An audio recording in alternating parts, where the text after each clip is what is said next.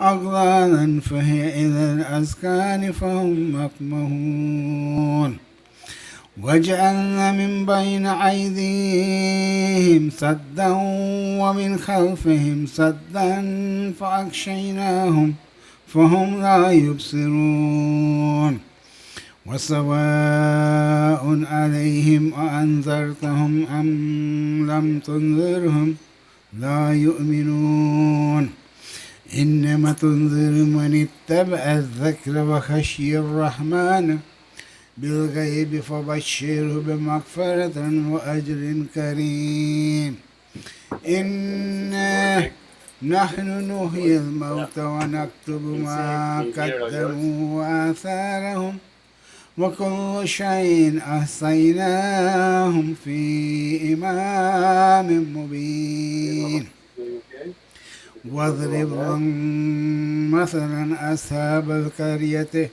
إذ جاءها المرسلون إذ أرسلنا إليهم اثنين فكذبوهما فعززنا بثالث فقالوا إن إليكم مرسلون قالوا ما أنتم إلا بشر مثلنا وما أنزل الرحمن من شيء إن أنتم إلا تكذبون قالوا ربنا يعلم إنا إليكم لمرسلون وما علينا إلا البلاغ المبين قالوا إن تطيرنا بكم لئن لم تنتهوا لنرجمنكم وليمسنكم منا عذاب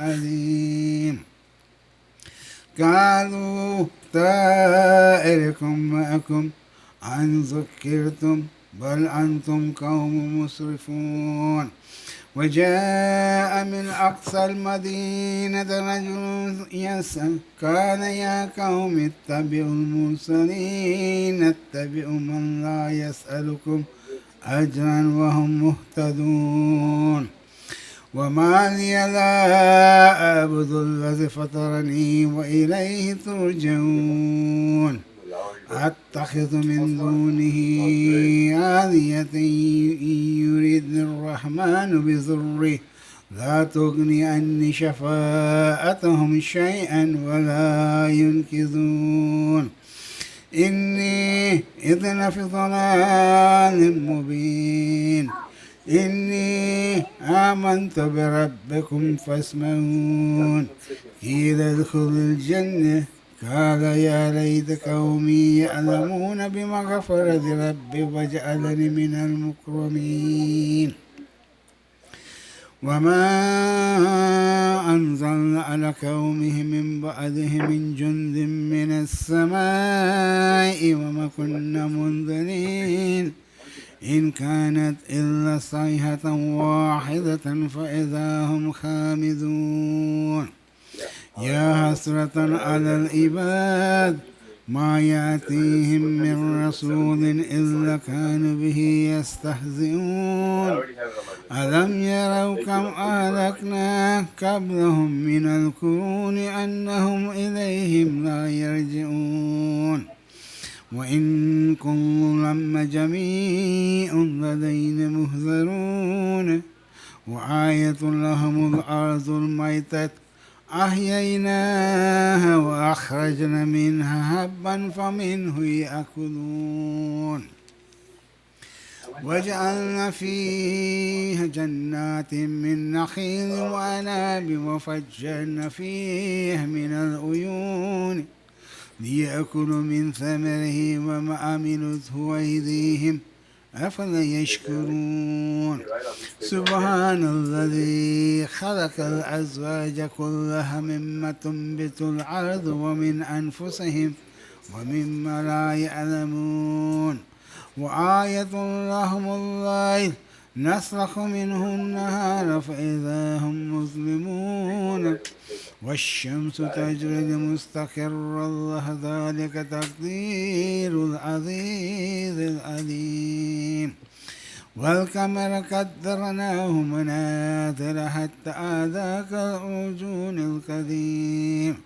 لا الشمس ينبغي لها أن تدرك القمر ولا الليل سابق النهار وكل في فلك يسبحون وآية لهم أن حملنا ذريتهم في الفلك المشحون وخلقنا لهم من مثله ما يركبون وإن نشأ نغرقهم فلا صريخ لهم ولهم ينقذون إلا رحمة منا ومتاعا إلى حين وإذا قيل لهم اتقوا ما بين أيديكم وما خلفكم لعلكم ترحمون وما تأتيهم من آيات ربهم إلا كانوا عنها معرضين وإذا قيل لهم أنفقوا مما رزقكم الله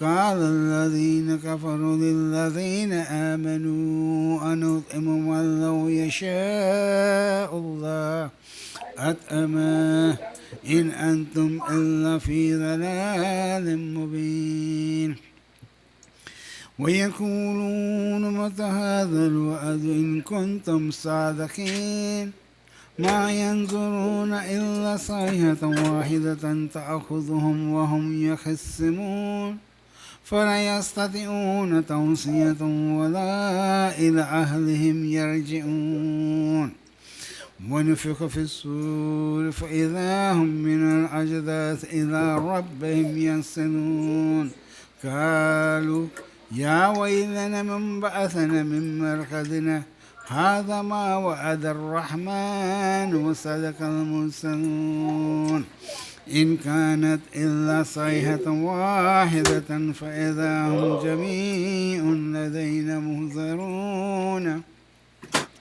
فاليوم لا تظلم نفس شيئا ولا تجزون إلا ما كنتم تعملون إن أصحاب الجنة اليوم في شغل فاكهون هم وأزواجهم في ظلال على الأرائك متكئون لهم فيها فاكهة ولهم ما يدعون سلام قولا من رب رحيم وامتازوا اليوم أيها المجرمون ألم أعهد إليكم يا بني آدم أن لا تعبدوا الشيطان إنه لكم عدو مبين وأن اعبدوني هذا صراط مستقيم ولقد أضل منكم جبلا كثيرا أفلم تكونوا تأكلون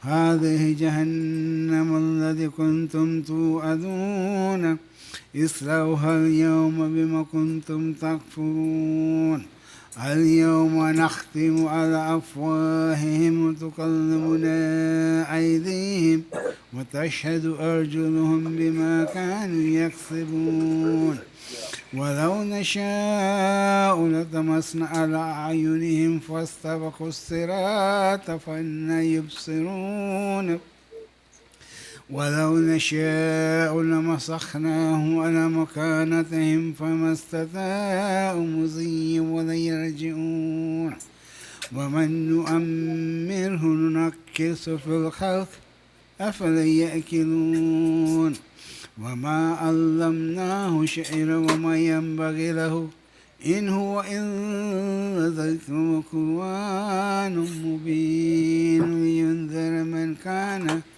حيا وحق القول على الكافرين أولم يروا أن خلقنا لهم مما عملت أيدينا أنعاما فهم لها مالكون وذللناها لهم فمنها ركوبهم ومنها يأكلون ولهم فيها منافع وشارب أفلا يشكرون واتخذوا من دون الله آلهة لعلهم ينصرون لا يستطيعون نصرهم وهم لهم جند مهزرون فلا يحزنك قولهم إن نعلم ما يسرون وما يؤذنون أولم ير الإنسان أن خلقنا من نطفة فإذا هو خصيم مبين وضرب لنا مثلا ونسي خلقه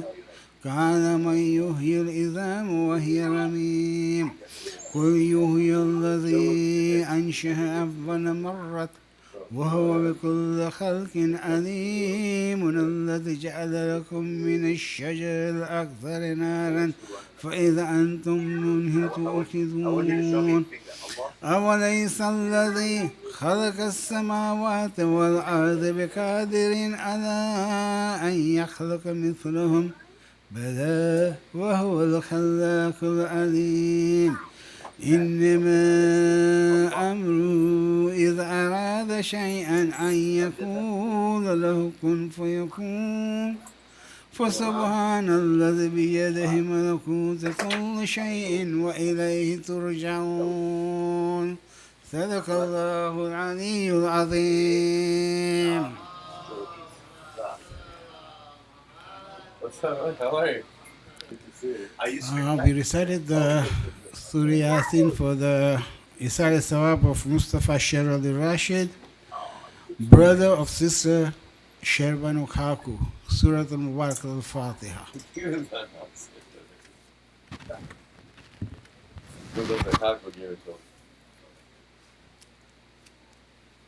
I'm going to go get the women to start coming in.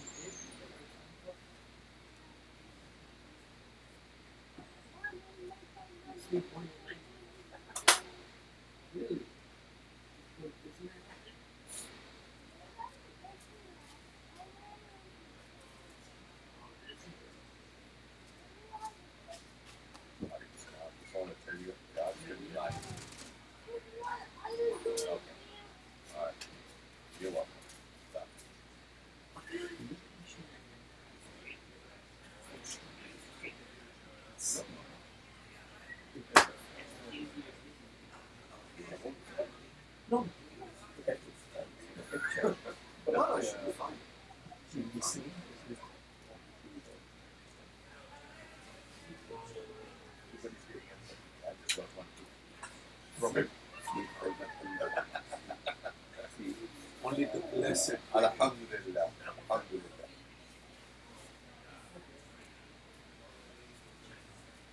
What is our site? What do you want?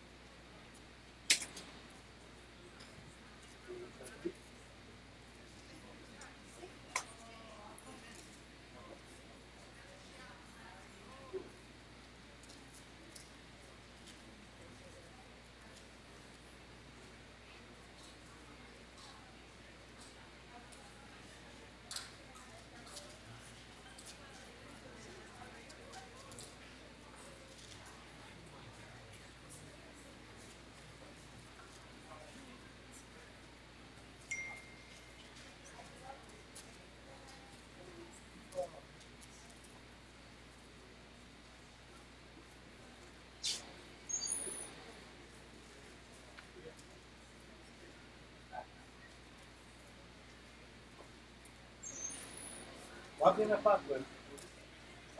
Say are you so I did not right in front of that.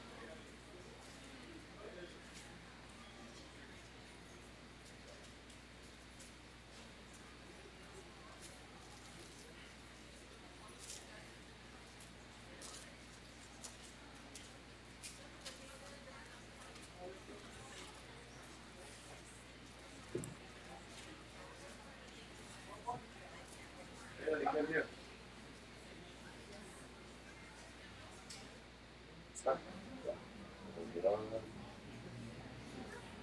Go.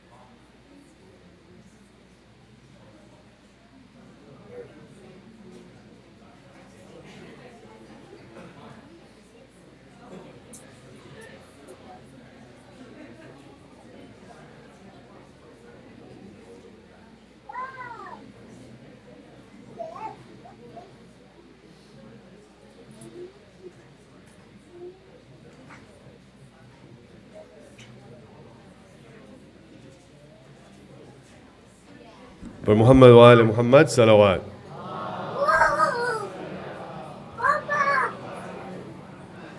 If there are any more ladies on the ladies' side that wish to come over, if you can do that now so we can start the program, inshallah.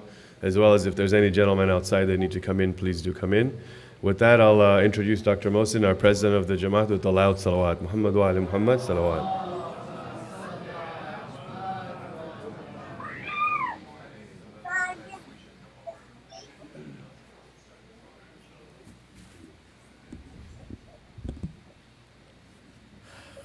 Brothers and sisters, Assalamu alaikum.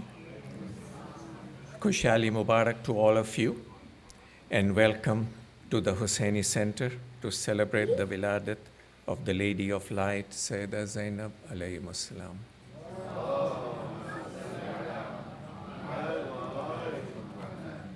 As I have mentioned before, if you are here for the first time, please remember the directions so that we can see you often. If you come rarely, please make sure you refresh the directions. And if you come regularly, we thank you for your patronage, and we are honored that you are here. Our featured speaker tonight is our very own Sister Shabnam Devji. I asked her husband, Khalil, to send me a biodata on her, and he sent me 5 pages of her achievements and accomplishments. Oi. He forgot that I wasn't the featured speaker, she was. But briefly, Sister Shabnam was born in Zanzibar in the year of our Lord, circa XXXX. Never ask a woman her birth date. She'll be your enemy for life. Anyway, at present, she's an operations director at AT&T.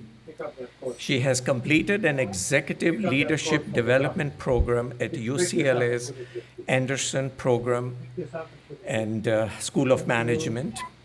In 2015, she received her certification in neuropsychology of learning from Nasimco and World Federation. She is in the 18th year of being a principal at the Huseini Sunday School and a madrasa teacher for 30 years. Loud salawat.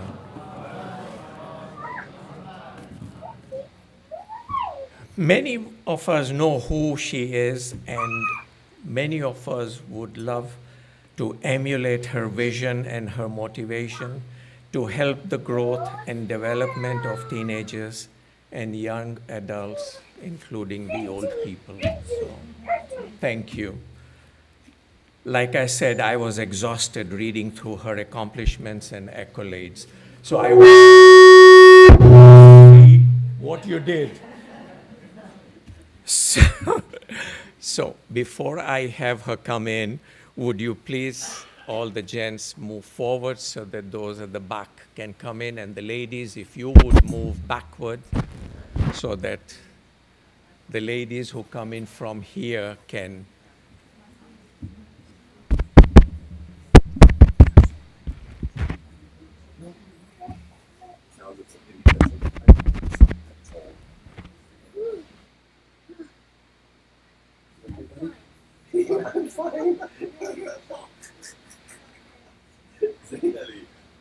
Allah.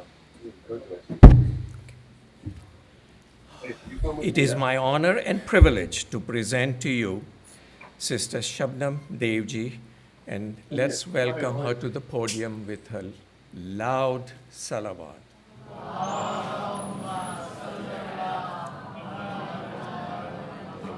Thank you for being here. Can they see?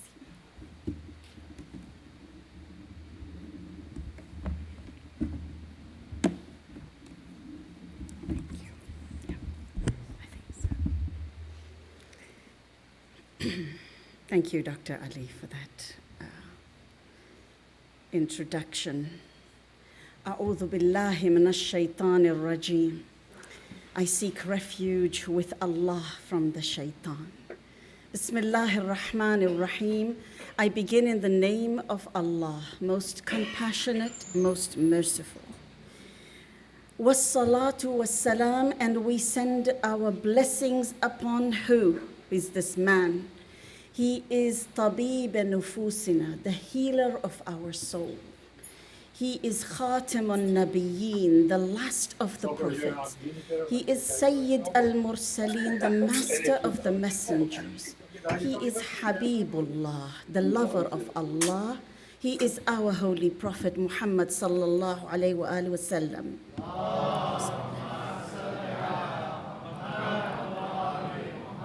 And we send abundant blessings upon his Ahlul Bayt. And who are these people?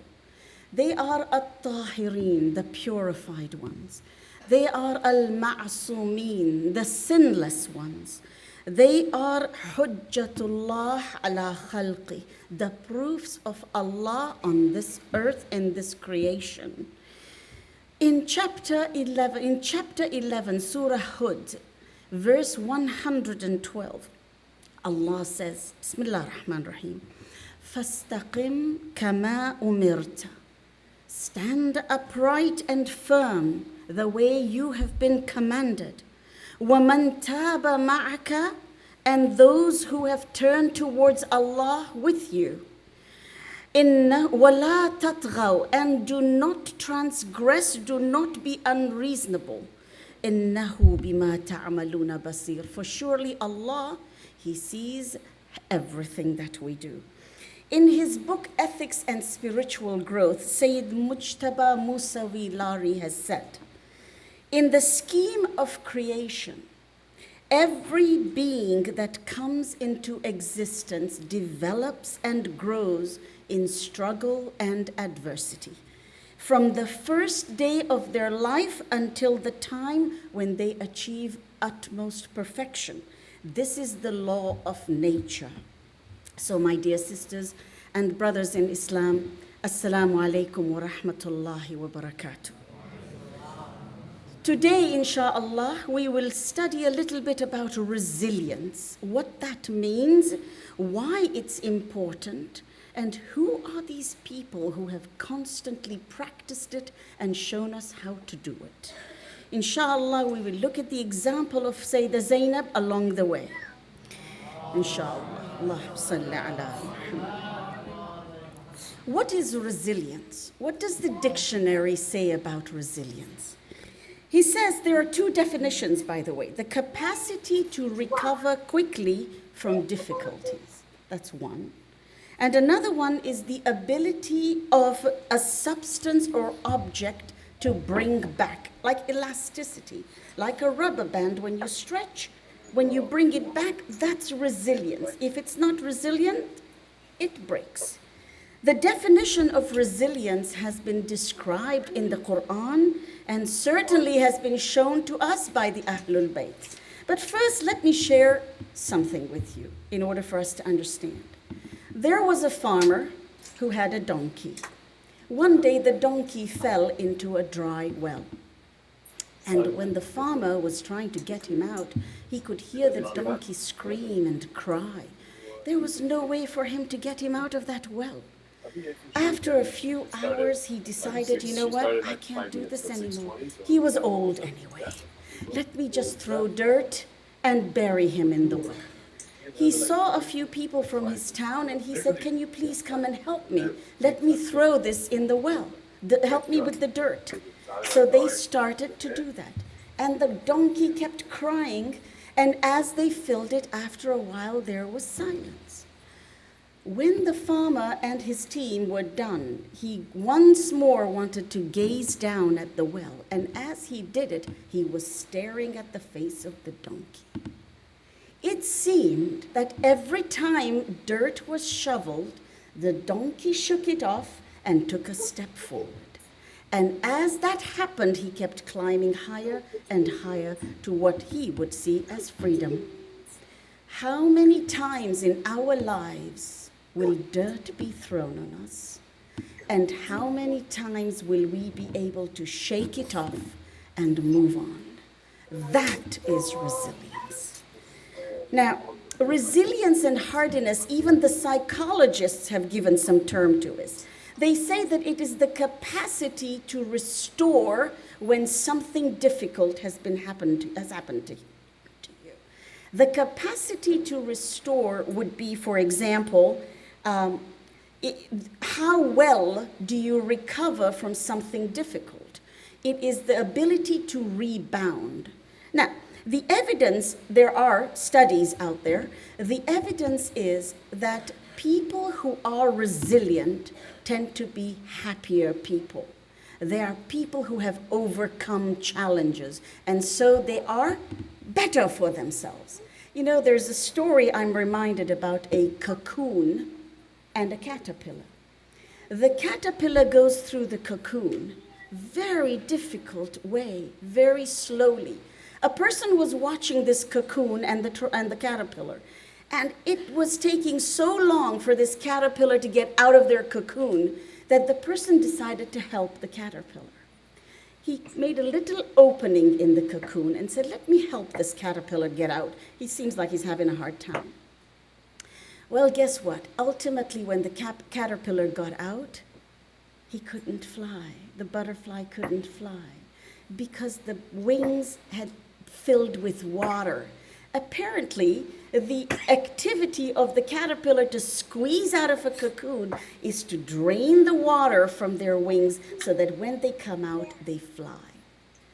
That is the purpose of some of our difficulties. We are better for it. In fact, our sixth Imam has said, Allahumma salli ala Muhammad wa ali Muhammad.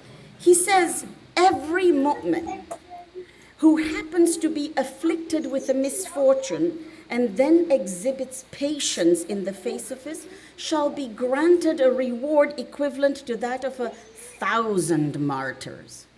Now, these are words that require a little bit of depth.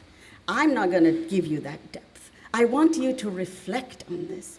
How is it that someone with difficulty can get the reward of 1,000 martyrs? Sometimes I think about this thing and I say to myself, well, what if I was that person who was given so much difficulty and it took me away from my faith? What would that make me? Or is this difficulty enough to test whether I will switch to the other side or loosen my faith? Difficulty is one of those things that we should endure and persevere to become better for it. A mu'min, they say, is so resolute, is so more resolute than a mountain. because we are able to handle this without shifting from our faith. I'm reminded of examples at the time of the Holy Prophet, and many of you have heard of the family of Yasser. The family of Yasser was a family of four. He was Yasser, his wife was Sumayya, and he had two children, Abdullah and Ammar. Yasser was one of the first ones who would go and listen to the Prophet's words, and he would be inspired by this man, and he would come home and share it with his family, and his family worshipped the idols. At one point, his mother would tell him, his wife would tell him, Yasser, what is going on? And he said, I'm done. These things, they don't do anything for me. You should come and hear Muhammad. Well, the people of Mecca heard that, and they started to come out to torture these people. Yasser was one of the first one, and his wife Sumayya, the first two martyrs of Islam. They were tortured by the people of Mecca and killed. Their children, Abdullah and Ammar, they were given much trouble. Ammar, in fact, was taken to the desert. He was put under the hot sun with a coat of armor made of metal.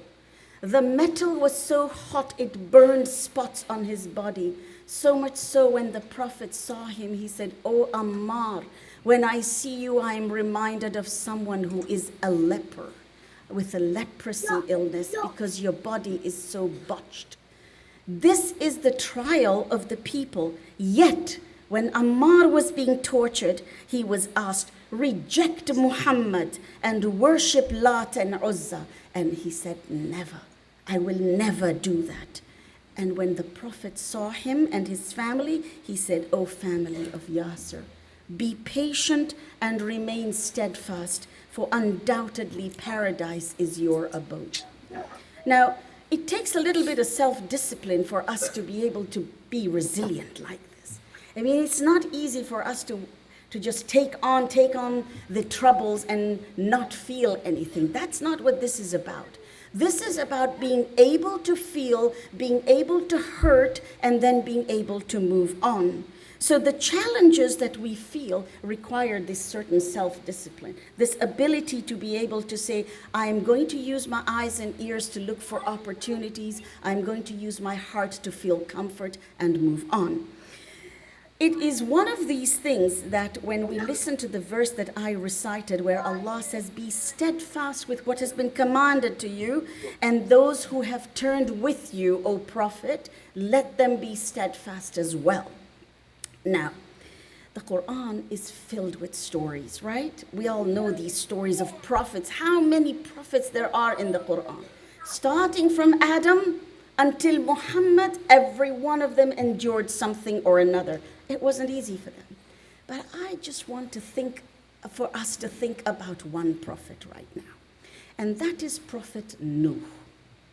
Prophet Nuh, in one of the Surah Ankabut, actually, we recite it in Ramadan. We are told in Surah Ankabut, Allah says what? How many years did Prophet Nuh live? Anybody know? 1,900? 950 years. 950 years. That's horrible. You're right. Because remember, your job is to tell the people about God. 950 years. Now I'm going to ask you, and I'm going to tell you first, he delivered 346,750 sermons about Allah. Now, let me ask you, 950 years later, how many followers do you think he had? 500? 8? 80? 80. That is the correct answer. 80. 18, that would be, because I'm a math person, that would be one in every 12 years. That's very distressing. How do you move on when this is all you do every day? And he would complain to Allah, "Oh my God, what is this job you've given me?" And Allah would tell him, don't worry. I'm taking care of you. Build an ark. He's like, "What? Build an ark?" And he did. This was his obedience to Allah. He started to build the ark. Now the people had more to tell him. Look at you. We're in the middle of the land. There is no sea, no river, no ocean, nothing. And you are building an ark. Where is this boat going to go? And he would take that day in and day out. And it would say, one sermon he delivered, he said, "O my community, seek your Lord's forgiveness, for he is most forgiving. If you do, he will send you blessings from the sky, rain will fall, and fruit will grow. He will bless you with sons, provide you with gardens and streams. What is the matter with you? Have you not seen how God has created the skies with layers, and the moon for light, and the sun is a lamp? It is God who has made you from earth, and he will return you to it." 80 people. That's it. That's what he got. And it was Noah's unwavering persistence that earns him the one of the 5 greatest prophets. He is one of the Ulul Azm prophets. That means a prophet with great resolve. There were only 5. He was one of them. 950 years. I'm telling you, I ask myself, I think tonight I'll do Salatul Layl. What's the short version? Right? 950 years. That's what these people did. So life is relentless. It is full of struggles. That's life.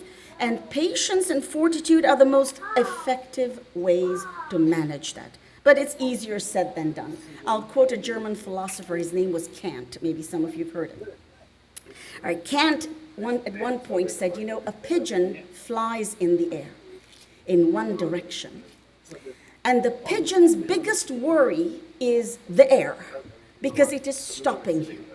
He has to fly harder because it's pushing him away. Little does the pigeon know that if there was no air, it would be a vacuum. And what flies in a vacuum? Nothing. So the same thing that the pigeon thinks is a problem for him is what that pigeon needs in order to fly. This is how sometimes we can see things through a different lens. Now, take 2 acorns. The acorns come from oak trees, right? You plant one on the side of a mountain, you plant another one in the dense forest, and go and see the roots. If you look at the roots of the oak tree that is on the side of the mountain, it is going to be stronger because it has been given rain and wind and all kinds of storms it has weathered. You look at the oak tree in the dense forest and it was shaded, the roots are weak. Those are the trees that then we chop to make our furniture. They are weak, they come from the forest. The ones on the mountains are very sturdy. The same way if you take 2 children and raise them in different environments, one who has struggled and they've seen their family struggle, when trouble hits them, they'll say things like, "I've been there, done that," right? "I know how to do this. I've experienced it." You take another one who's not experienced these things and you put them in a difficult situation, they struggle. They don't know how because they've never experienced it. One more thought and then we'll move on to Sayeda Zainab. I'm reminded of a story of a woman who had endured much in her life. She went over to her mother and said, "Mother, I am done. I can't deal with life anymore. It is hard." And the mother said, "Come with me." Mother took her to the kitchen and put 3 pots on the stove with water and put carrots in one pot, put eggs in another pot, and put coffee in the 3rd pot, and watched the water boil for about 20 minutes, turned the water off, and called her daughter and said, "Look in the pots, what do you see?" The daughter said, "I see carrot, eggs, and coffee." She said, "Yes. Do you remember how the carrot was when it entered the water?" And she said, "Yeah, they were hard." She says, "Feel them." As soon as she felt them, the carrots were now soft. Then the mother said, do you remember the egg, how it was when it entered the hot water? Says, yes, the outer shell was thin, protecting the inner. Well, crack it now. It's hard. Now, do you remember the coffee? Yeah, it was little coffee, instant powder. What did the coffee do? It changed the water. So the mother is asking her daughter. The carrot went in strong, hard and unrelenting, but after subjected to that, it became weak. The egg was fragile, and after it was subjected with that, it became hard on the inside. The coffee was unique. The coffee decided to change the water. She says, think of this. Which one are you?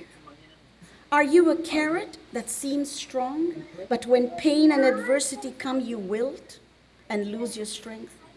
Or are you an egg that started with a malleable, beautiful heart, but then experience made you hard?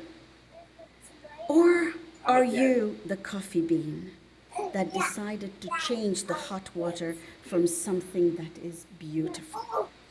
So the lesson over here is, of course, that let's all strive when in times of adversity to become that coffee and change the situation around us instead of the situation changing us. Now, topic today is honoring Sayeda Zainab, alayhi salam. It is, Allahumma salli ala Muhammad. What do we know about Sayeda Zainab? How do we talk about her? And, as I was thinking about this, there's much written about her. There's much we hear about her in Muharram and Safar. But really, what do we know about her? And it was hard for me to come up with just talking about her because I couldn't be blind to the fact that she has a lineage. She has some DNA in her. That DNA is something superior. And I couldn't talk about Bibi Zainab without talking about Khadija, without remembering Fatima. And so, right now, I want us to think about how very difficult life must have been 1,400 years ago. 1,400 years ago, life was very different. And Khadija's story, however, as the Quran is very relevant to us today. You see, Khadija was independent. Khadija was that woman who not only ran her own business, but she employed men and women in her business. And not only was she an employer, but after she received all her income, she was the one who gave it away to charity. Khadija bint Khuwaylid had a persona. She had a reputation. People loved to trade with her. Why? Because her quality of goods were great. She didn't say low prices. No, she didn't do that. She stuck on quality and service. What she gave and delivered, people were happy with. And so from Egypt to Persia, from Yemen to Syria, her goods traveled far and beyond, and she would hire people to do this. Her title she was known as the Princess of Arabia, at a time when women did not have any stature in that part of the world. Now, Khadija, I have to tell you, was a great recruiter. Why? Because she saw potential in this young man who had integrity and honesty, and she saw that in his work. And so she told somebody, that man, I like him. I will hire him permanently. And then many years later, she asked to marry him. From Khadija, I learned that my freedom are protected in my religion, because it is I who ask a person to marry me, not the other way around. And it is the man who accepts that marriage proposal, not the other way around. That is our aqd, that's our nikah, that's our faith. Khadija set the playbook for that. She didn't have Islam at the time. There was no Islam then. She wrote that playbook about this. Khadija was devoted to her man. She cared for him, she supported him, but she supported him without coercion. No one forced her, no one told her you have to. There was no fatwa from somebody to say this must be done. No, she did it out of her own. She set an example. That's the DNA I'm talking about. There was an author, I was reading an article on Huffington Post. Her name is Yasmina Blackburn. And you know, when she started introducing Khadija, she said, "Let me introduce you to Islam's first feminist." That was the way she introduced Khadija. And you know, our Holy Prophet said there are only 4 important women in Islam. Khadija is one, his daughter Fatima is another, Asya, we know, is the wife of Fir'aun, and of course the 4th one was Bibi Maryam. Yes, these are the 4 most important and liberated women in our faith. And you know, because if you want to go deeper in the story of Maryam, because I can't imagine her life, honestly. I can't imagine what she must have gone through having come back from somewhere with a child. Can you imagine what that community could have done to her? But she stuck to it. She didn't give up. And so Khadija becomes the stepping stone for Zainab. That's her grandmother. What a beautiful lesson for us to follow. But let's not forget Zainab's DNA also includes Fatima. And who is this Fatima? You know, at the end of Khadija's life, it wasn't pleasant. They were exiled, as you know, the Prophet and his family. It wasn't pleasant, and that was the time Fatima was young. She was an impressionable young child. At the age of 5, she lost her mother. Now, Fatima, incidentally, because she was the most beloved child of the Prophet and the daughter, you must remember where she fell in the limelight. Her father was the only thing she had, and so she would accompany him everywhere. So she saw the things, the trash that was being thrown on him. She saw that. She observed him interacting in the meeting halls with the leaders of Mecca, trying to make them understand or negotiate. And that's how she learned her skills on how to speak and how to become a beautiful person in her words, somebody who people would pay attention to. Fatima, by the way, is the reason why today we know about our inheritance rights. And it wasn't for her. She went in front of the court of the first Khalifa and stood for her rights and said, whoa, wait a minute. You know, and I can almost picture her doing this, saying, wait a minute, that doesn't belong to you, it belongs to me. And when they argued, she would quote the Quran. Why? Because the revelation was revealed in her presence, just as much as her mother Khadija was introduced to revelation firsthand. This is the example we have in our history. And you know, sometimes we might say 5 years old, people might forget. So let me tell you my story a little bit. You know, when we left Africa, we left everything. And I was 3 years old. And we went to stay with my grandparents while my father was still finding where to go. And he ended up in Dubai. This is back in 1965 when there was no oil, right? There was a lot of sand and not a lot of oil. And so my father ended up there, and after 2 years, we joined him. And now I was 5. And he would go and stand in the burning hot sun. And he would stand at the United Nations office to get some money so we could get an education. And you know what?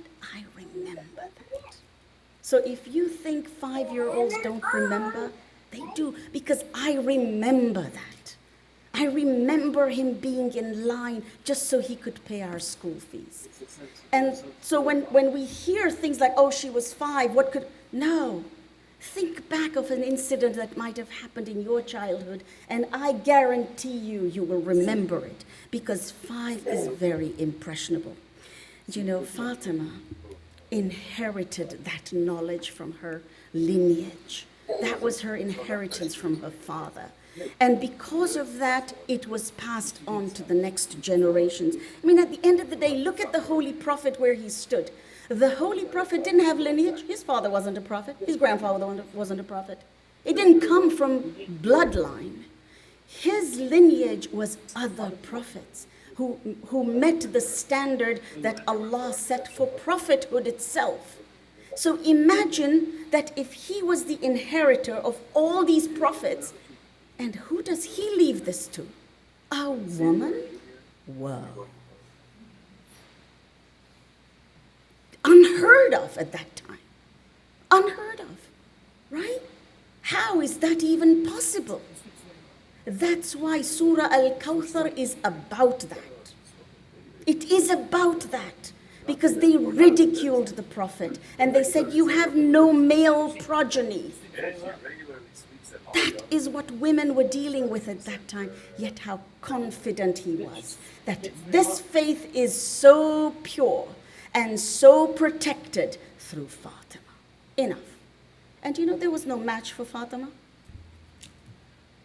until Ali came along. There was no match for Fatima. Who would marry Fatima? She refused every proposal, and there were a lot of people who wanted to marry the daughter of the Prophet just for that. And she said no. So what did Fatima teach me? It's okay to say no. Freedom of choice is fine. It's okay. And she learned that from her faith. Now we're getting ready. Now we're getting ready for Zainab.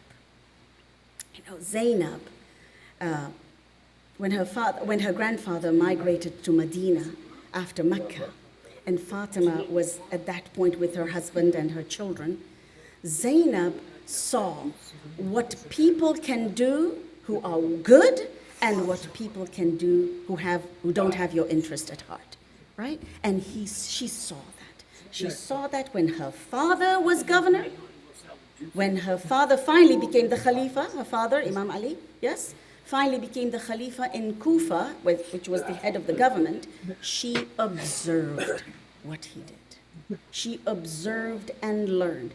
And tip to parents, raise your boys and girls the same way. Because Imam Ali did that.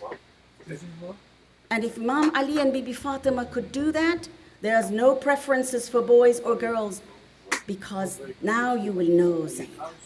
Who is this lady, Zainab? Public life isn't easy. And they had a public life, yes?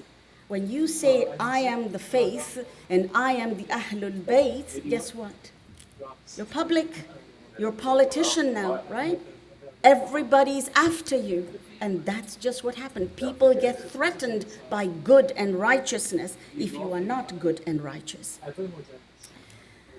She stands in front of the court of Yazid. And Yazid asks her, so, what did you find about the day of Ashura? And her response, without a blink, I mean, think about this woman. She is facing a tyrant ruler who just obliterated her entire family, and she is seeing the heads of those people in front of her on a spear. And he is asking her, how dare he? He asks her, what did you find about the day of Ashura? And her response, I saw nothing but beauty. Who says that?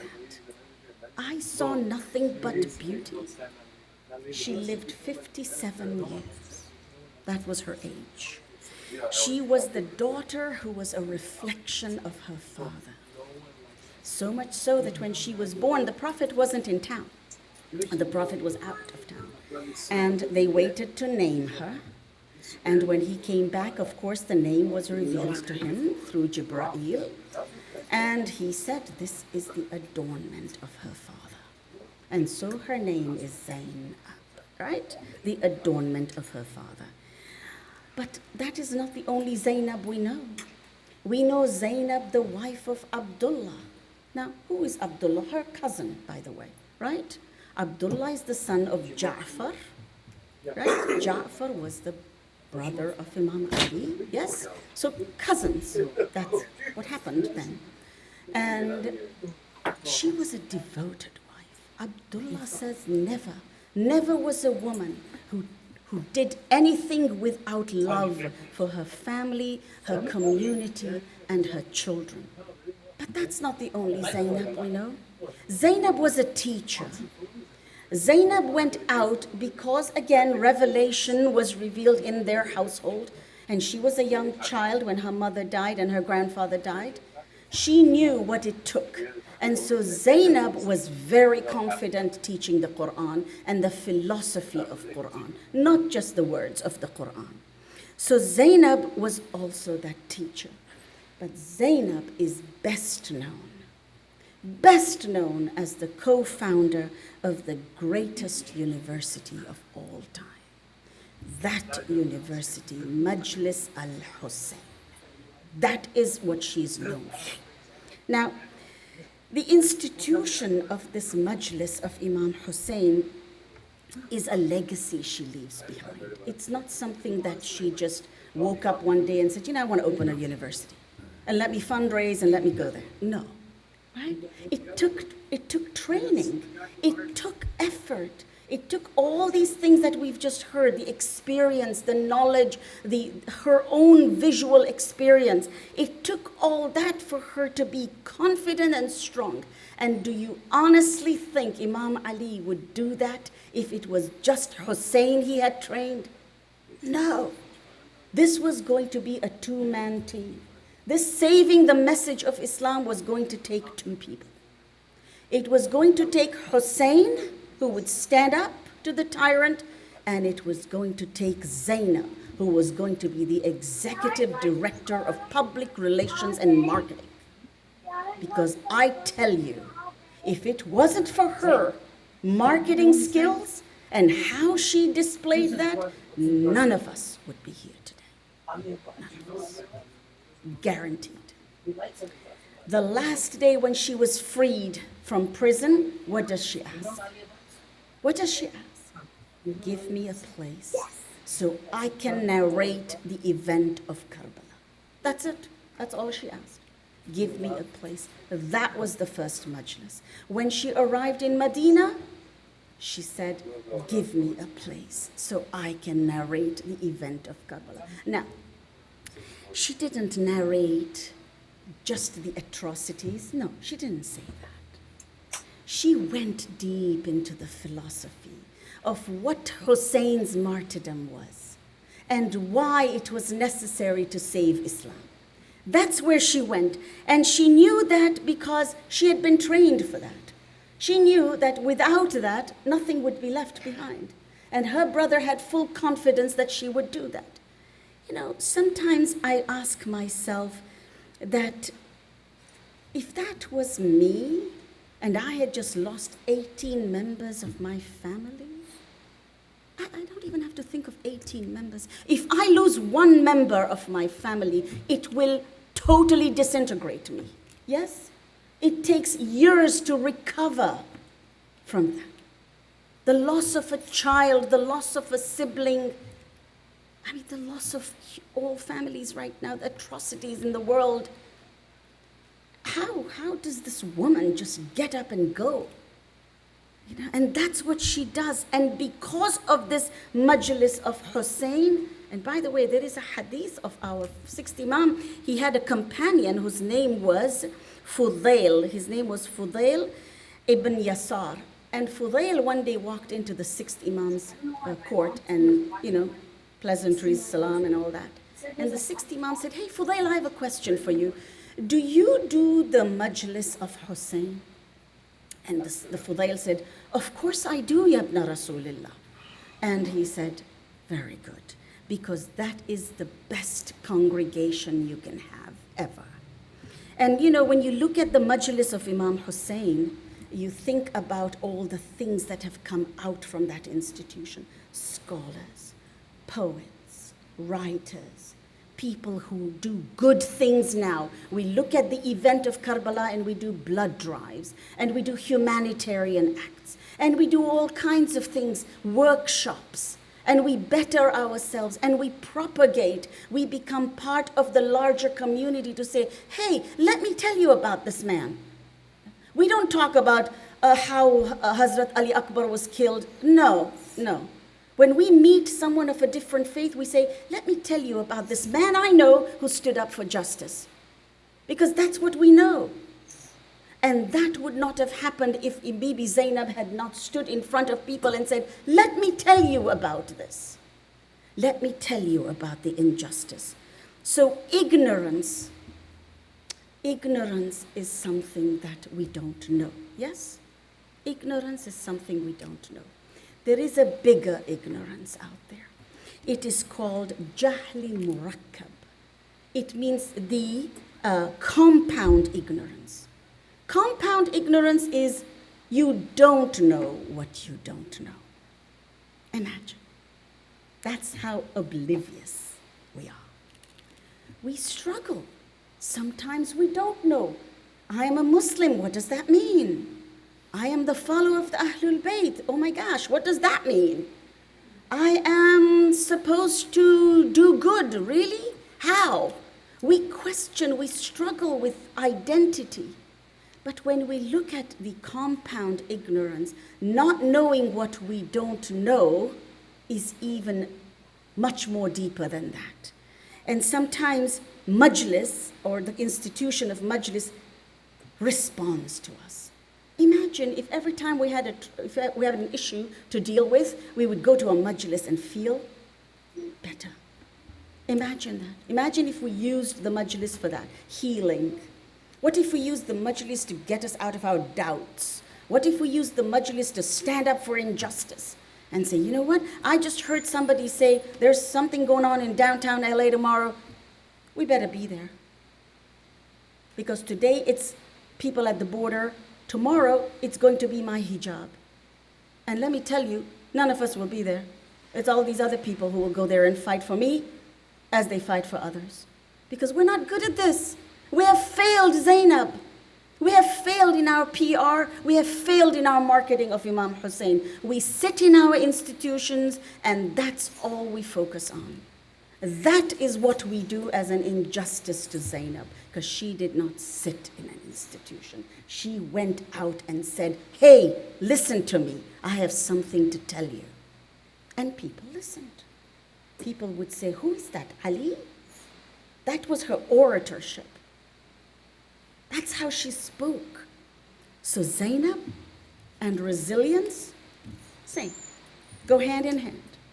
She was a woman. Tough to be a woman then. Tough to be a woman now. But it was tougher to be a woman then. Yes.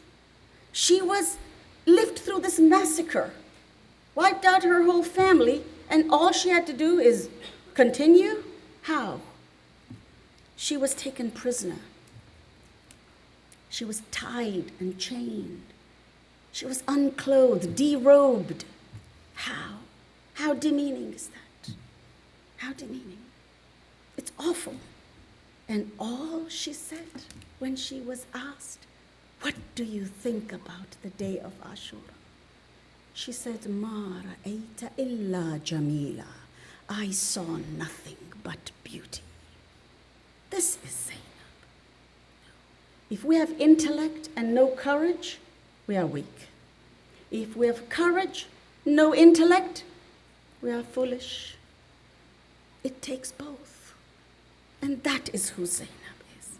Every Husainiya today is a legacy of Zainab. And if we don't honor that the right way, we have failed her. And I pray to Allah that protect the essence of this religion, Ya Rab. Ya Allah, protect the ummah of our beloved Prophet. Remove this veil of ignorance and doubt and make us fulfill the commands as Allah has prescribed. Ya Rab, grant the recovery and cure for all those who are ill. O Allah, remove the worries of all those who are in need. There are so many in need. Ya Rab, hasten the appearance of our Imam al-Hujjah, Sahib al-Asr. But what? Before he does that, Ya Rab, do not make me like the people of Kufa, who invited our Imam and abandoned him when the time came. I ask you, my Lord, do not make me that kind of a believer. Make me one who asks for the appearance of our Imam so I can be there when I am called. Sallu ala Muhammad wa al Muhammad. Allahumma salli.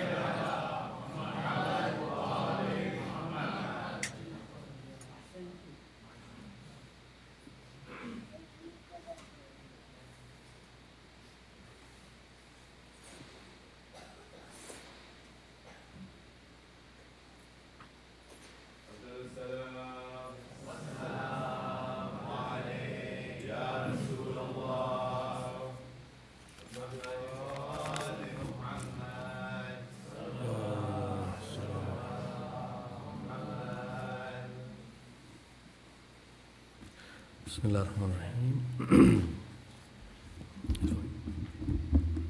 Thank you. خوشحالی مبارک to everyone.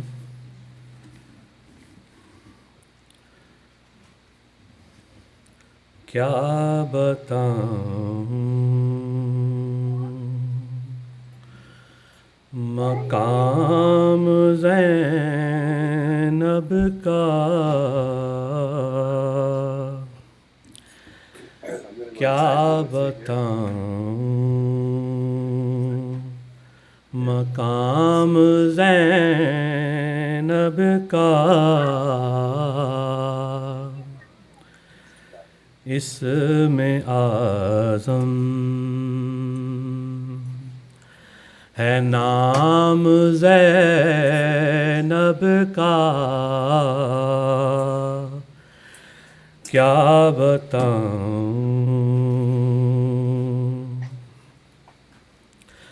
میں تو کیا خود قصیدہ پڑھتے ہیں،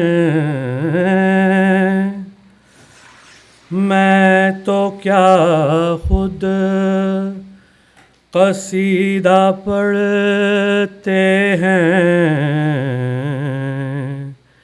میرے بارا امام زینب کا،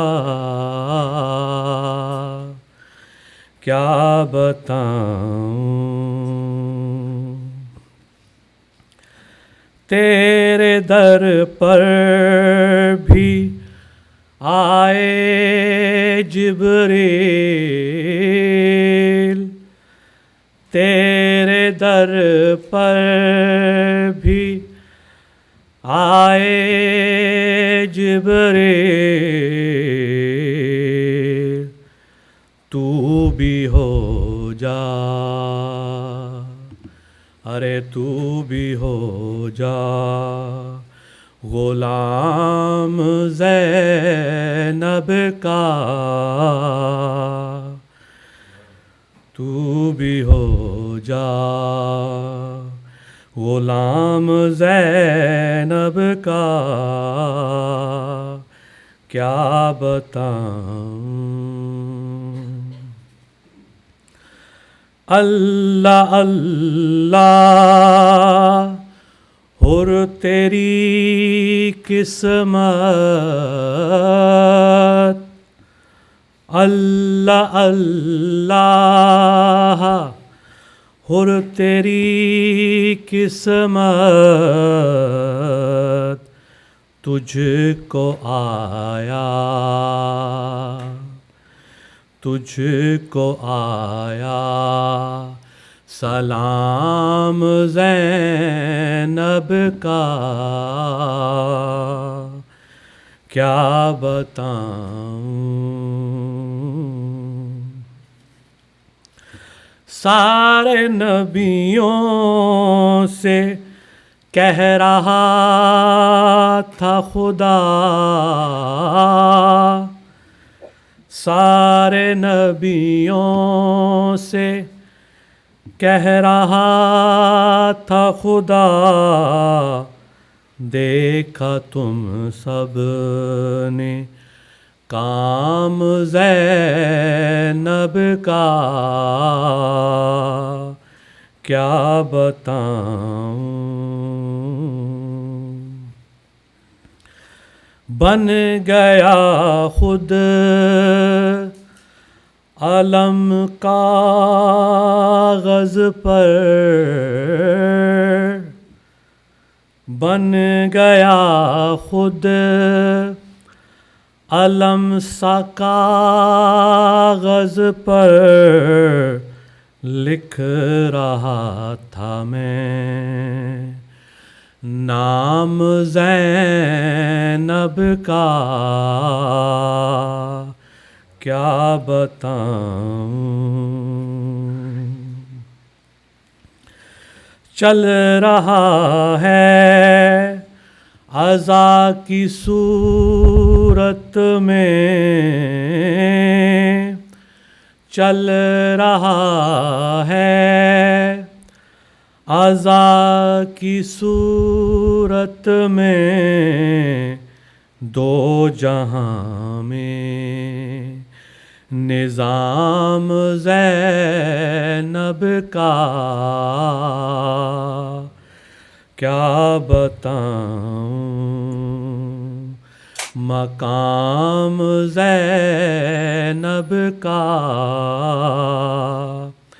اس میں اعظم ہے نام زینب کا، کیا بتاؤں، اللہم صلی اللہ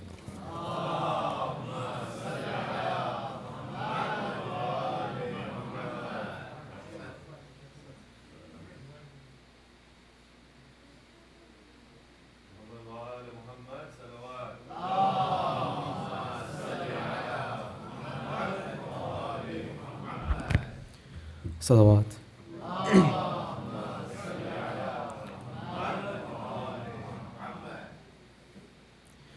اگر وجود شہ کربلا نہیں ہوتا،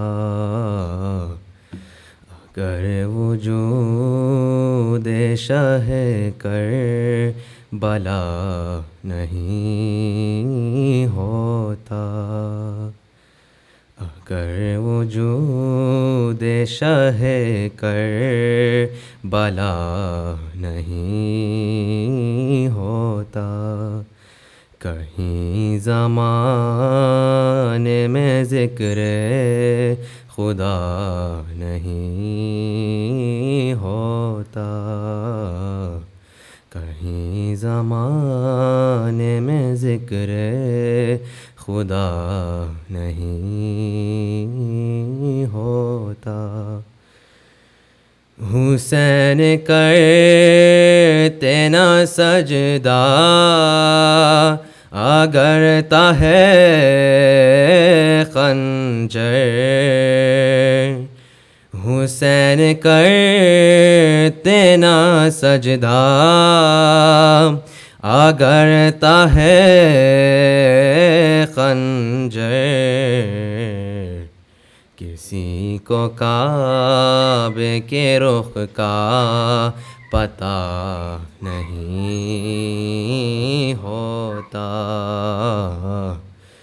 کسی کو کعبے کے رخ کا پتہ نہیں ہوتا، بتاؤ پھر کہاں قرآن کی آیتیں آتی، بتاؤ پھر کہاں قرآن کی آیتیں آتی، جہاں میں در سیدہ نہیں ہوتا، اگر جہاں میں در سیدہ نہیں ہوتا، اگر وجود شہ کربلا نہیں ہوتا، اگر وجود شہ کربلا نہیں ہوتا۔ صلوات۔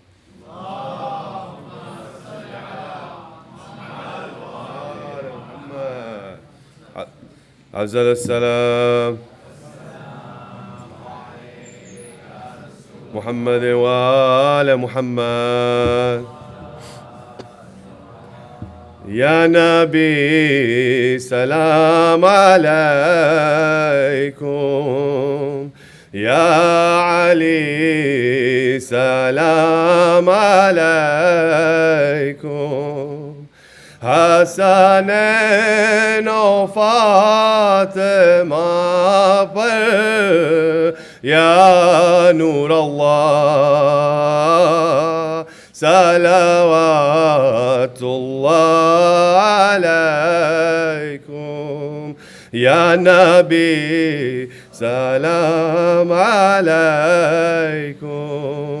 یا علی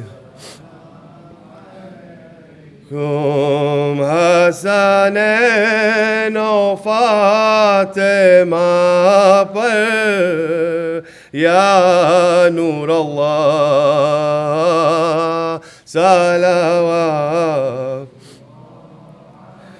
نور حق سے نور احمد، سب سے بہتر سب سے امجد، ہو درود حق سے بے حد یا رسول اللہ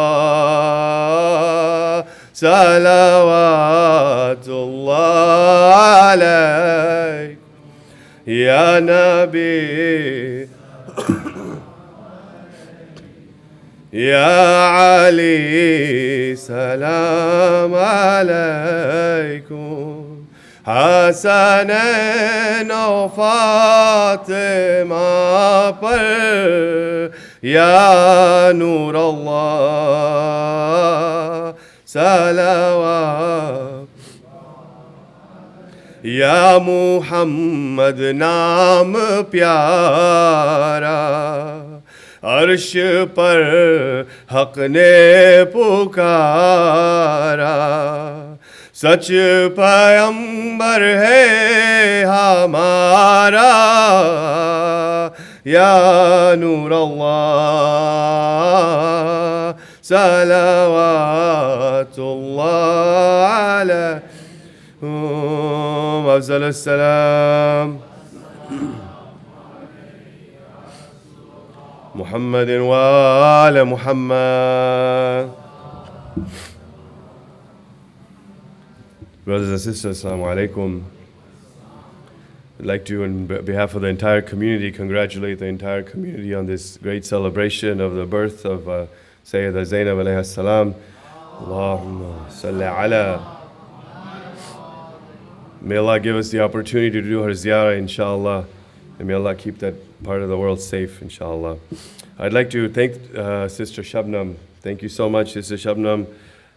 Many of us have grown up with Sister Shabnam. A lot of us have attended madrasa under Sister Shabnam. It's not a lot of times that the gentlemen get to listen to Sister Shabnam. I know, Brother Khalil, you're an exception.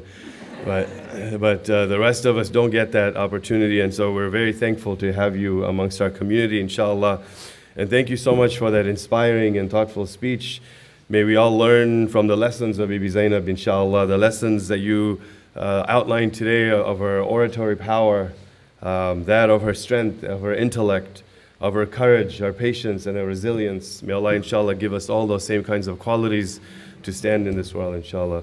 Let's give her a loud salawat. Muhammad wa ali Muhammad salawat.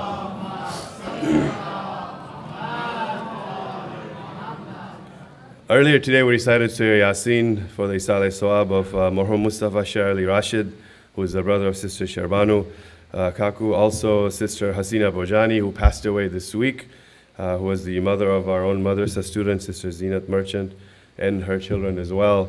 Let's recite Surah Fatiha for them and for all the marhumeens of our family. Surah Al-Mubarakatil Fatiha.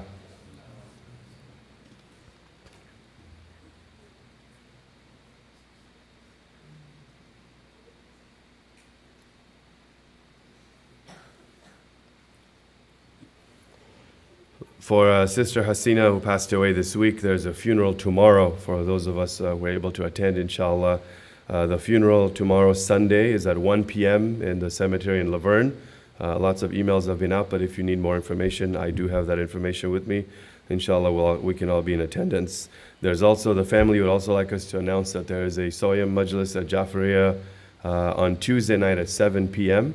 If we can attend that as well. So hopefully we'll be able to all participate in the funeral of Sister Hasina. May Allah grant her Jannah, inshallah. Wanted to also, many of us know Sister Anisa, who is a regular at our center. Sister Anisa has some herbal products that she sells, and the funds that she gets from those sales, she uses, as many of you know, she's a big volunteer and a giver in our community. The funds that she gets from those sales help to do a lot of work for the local community that she's in, the housing projects and the homeless feedings and the community building. So let's support her project. Inshallah, she'll have a table and she'll have some raffle prizes as well to give away some gift baskets. So we'll, inshallah, help Sister Anisa on that project as well. Wanted to just end with a couple of upcoming programs that are coming up. We are working on finalizing the program calendar for the rest of 2020. And once that's finalized, we'll send that out via email. But the two next programs that are coming up will be Saturday, February 1st. Inshallah, we'll be commemorating the Wafat of Bibi Fatima alayhi salam. And the speaker that night will be Sheikh Ahmad Mudarras. And then 2 weeks later, we'll have February 15th. We'll have the birth of Bibi Fatima as well. And that will be Sayyid Mahdi Kazwini. That particular meeting on the 15th, the announcements are going out via mail, but there will be our annual general meeting following the February 15th program. So we ask for everyone's participation. Recite one loud salawat, inshallah. We'll end the program with ziyarah. Muhammad wa ali Muhammad, salawat. Muhammad wa ali Muhammad, ziyarat, inshallah.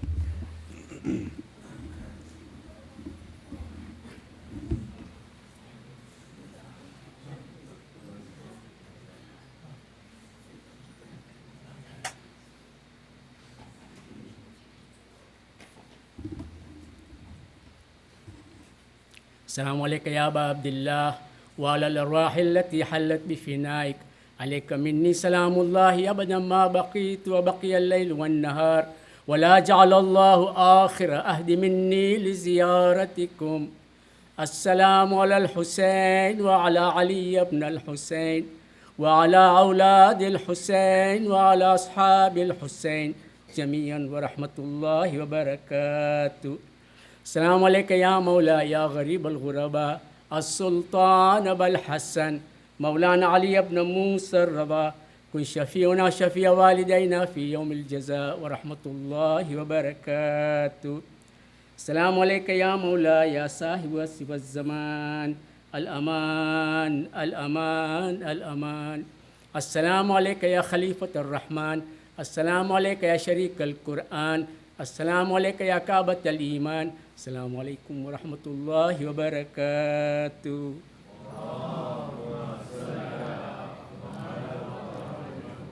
بسم الله الرحمن الرحيم. اللهم كل وليك الحجة ابن الحسن صلواتك عليه وعلى آبائه في هذه الساعة وفي كل ساعة وليا وحافظا وقائدا وناصرا ودليلا وعينا حتى تسكنه أركاتها وتمتعه فيها طيلا برحمتك يا أرحم الراحمين.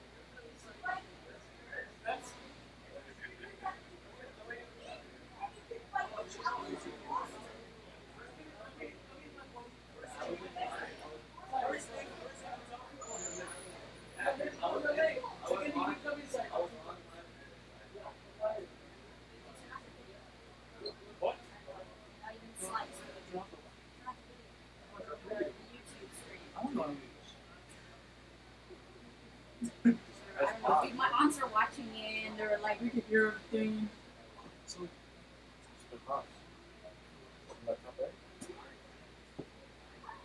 Actually, don't tell anything unless you know.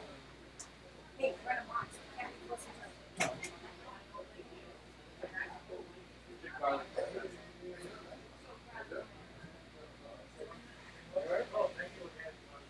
Yes. Did it help? I had to, you know what I had to do? I had to like give a presentation about it. Okay. I had to. I hope the information was helpful. Bro, it was. I honestly like it was so easy because like it made me so much. So it was like, you know, like That's good. That's good. So it worked out, right? it worked out really well. Good. Good. Yeah. Anytime you want to call, just let me know. Awesome. Asu help? He's good. He's good. He's actually in Australia. He left. Yeah, he left 2 days ago. So you know he works for NASA, Yeah, right? yeah, yeah. So he had a advanced space study program that he got selected for. Not actual space study, but it's like the generic study program with NASA. So he got selected for that at NASA. So he's actually there for 5 days. Yeah. That's So, like, yeah. that's So cool, they're all bro. yeah.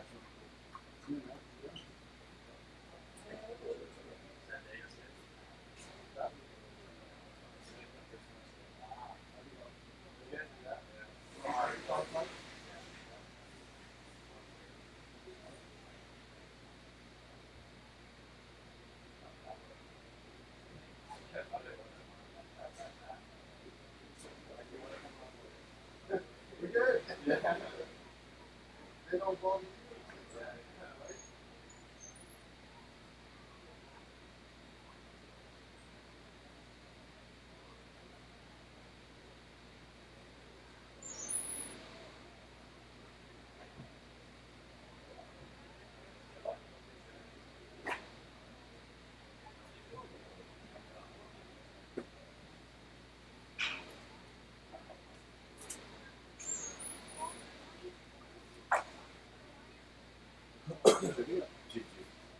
Canada to Australia.